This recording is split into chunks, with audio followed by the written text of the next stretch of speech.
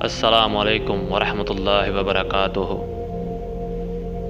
अशहदु अल्ला इलाहा इल्लल्लाह वहदहु ला शरीका लहु व अशहदु अन्न मुहम्मदन अब्दुहु व रसूलुहु। मैं गवाही देता हूँ कि अल्लाह के सिवा कोई मबूद नहीं, वो एक है, उसका कोई शरीक नहीं।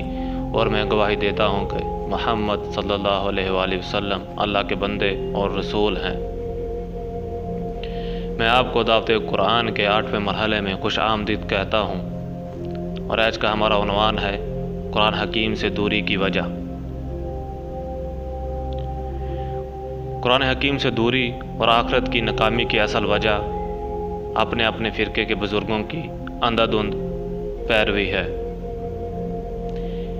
इसी उन्वान के तहत हम कुरान मजीद की चंद आयात का तर्जुमा पढ़ने की सआदत हासिल करेंगे और समझने की कोशिश भी करेंगे। तो आज की हमारी पहली वर्स कुरान मजीद की सूरह लुक़मान जो कि 31वें नंबर पर है, इसकी आयत नंबर 21 है। बिस्मिल्लाहिर्रहमानिर्रहीम। और जब इनसे कहा जाता है कि पैरवी करो इस चीज़ की जो अल्लाह ने नाज़िल की है, तो कहते हैं कि हम तो इस चीज़ की पैरवी करेंगे जिस पर हमने अपने बाप दादा को पाया है। क्या ये इन्हीं की पैरवी करेंगे ख्वाह शैतान इनको भड़कती हुई आग ही की तरफ क्यों ना बुलाता रहा हो। ये कुरान और हदीस को छोड़कर अपने बुज़ुर्गों की पैरवी करते चले जाएंगे। हम एक और आयत का तर्जुमा पढ़ेंगे जो कि कुरान मजीद की सूरह नंबर 9 है, सूरह तौबा, और इसकी आयत नंबर 31 है। बिस्मिल्लाहिर्रहमानिर्रहीम।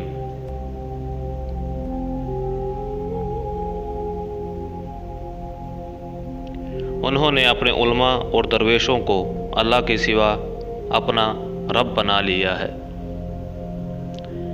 इस आयत में इस बात की तरफ इशारा है कि उन्होंने अल्लाह और उसके रसूल की बात को छोड़कर अपने बुज़ुर्गों की बातों को तरजीह देना शुरू कर दी है।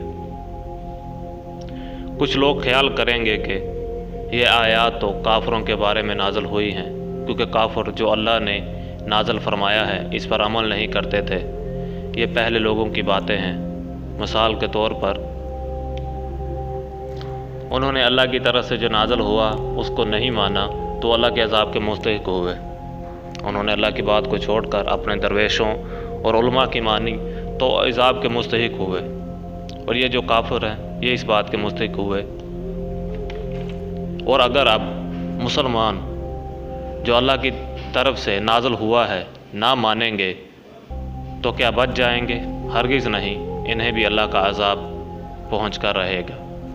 और अगर आप मुसलमान अल्लाह और इसके रसूल की बातों पर अपने उलमा और दरवेशों की बातों को तरजीह देंगे तो क्या ये बच जाएंगे? हरगिज़ नहीं।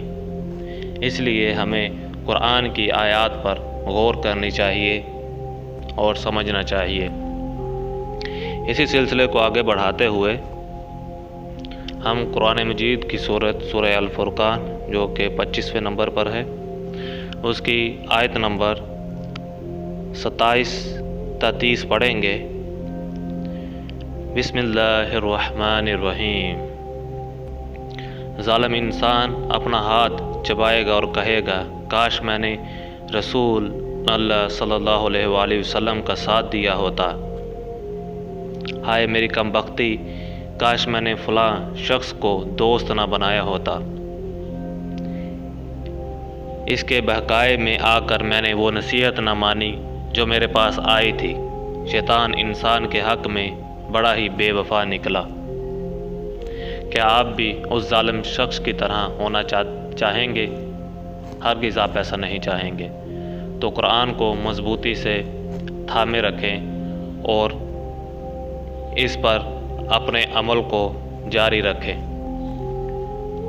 इसी उन्वान के तहत हम एक और आयत का तर्जुमा पढ़ेंगे जो कि कुरान मजीद की 33 सूरह अहज़ाब और उसकी आयत 66 है, 66 है। ہم 3 آیات کا ترجمہ پڑھیں گے جو کہ سورہ احزاب کی آیت نمبر 66، 67 اور 68 ہے۔ بسم اللہ الرحمن الرحیم۔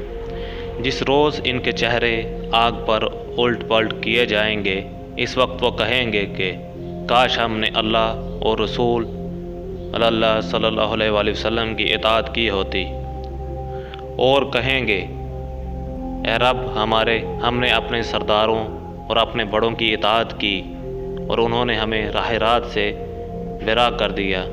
اے رب ان کو دوہرا عذاب دے اور ان پر سخت لعنت کر۔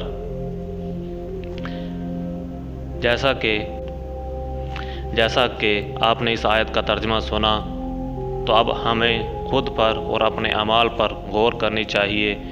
کہیں ہم بھی تو قرآن اور اس کی تعلیمات سے دور تو نہیں، کہیں ہم بھی تو لا علمی میں اپنے بزرگوں کی پیروی کر رہے ہیں۔ ہمیں علم کو پرکھ لینا چاہیے اور اپنی اطاعت کو اللہ اور اس کے رسول کے لیے خالص کر لینا چاہیے اگر ہم کامیابی چاہتے ہیں۔ تو اس طرح آج ہمارا دعوت قرآن کا 8واں مرحلہ اختتام کو پہنچتا ہے۔ اللہ ہمیں ہدایت دے۔ فی امان اللہ۔ اور وحی کیا گیا ہے میری طرف یہ قرآن تاکہ میں اس سے تبلیغ کر دوں تمہیں اور جس تک بھی یہ پہنچ جائے۔